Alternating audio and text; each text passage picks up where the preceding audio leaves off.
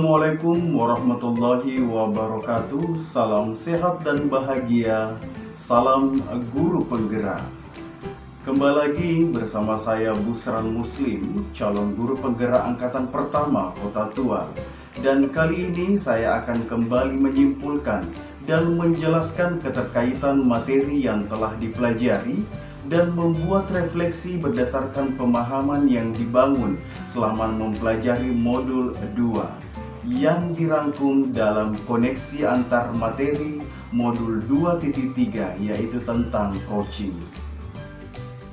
Coaching adalah sebuah proses kolaborasi yang berfokus pada solusi, berorientasi pada hasil dan sistematis, di mana coach sebagai fasilitator peningkatan atas performa kerja, pengalaman hidup, pembelajaran diri, dan pertumbuhan pribadi dari coaching.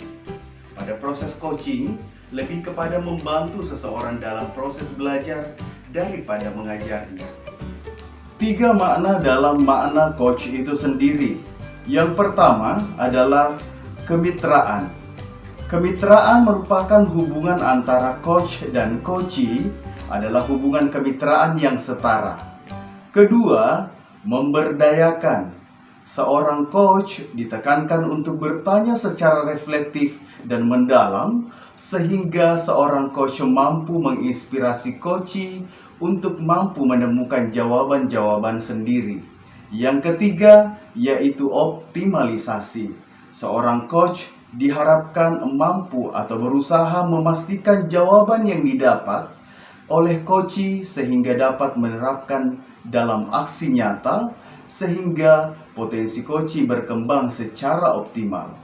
Selanjutnya, coaching dalam konteks pendidikan. Seorang pendidik atau guru dan sebagai coach dalam proses coaching memberikan kebebasan bertanya bagi peserta didik sebagai coachee, tapi dengan cara yang menuntun dan mengarahkan.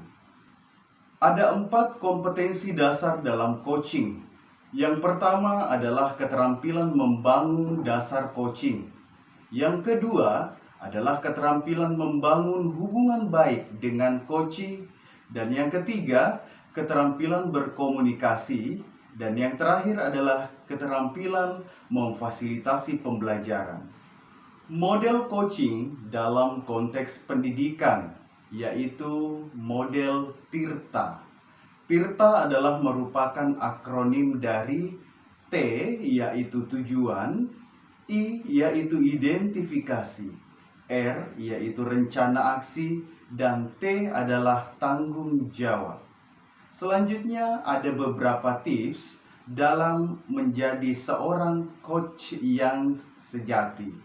Yang pertama yaitu bagaimana seorang coach bisa menyelaraskan emosi dengan seorang siswa. Yang kedua yaitu menyamakan bahasa tubuh dengan coachee. Dan yang ketiga, menyamakan kata kunci. Selanjutnya, koneksi antar materi. Dalam hal ini yaitu hubungan antara coaching dan pembelajaran berdiferensiasi.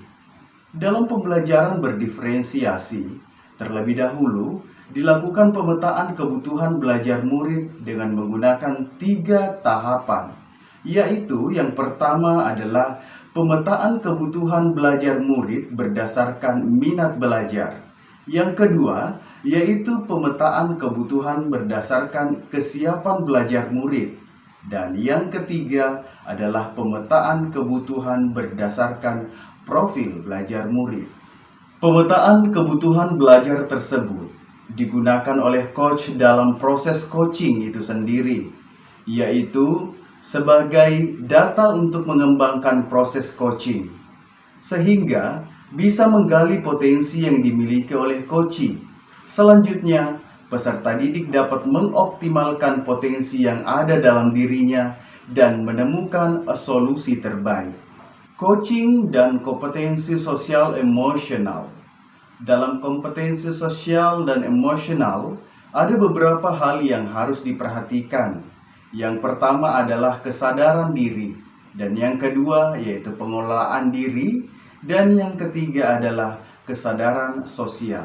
Selanjutnya, keterampilan berelasi dan pengambilan keputusan yang bertanggung jawab adalah merupakan bagian dari kompetensi sosial emosional.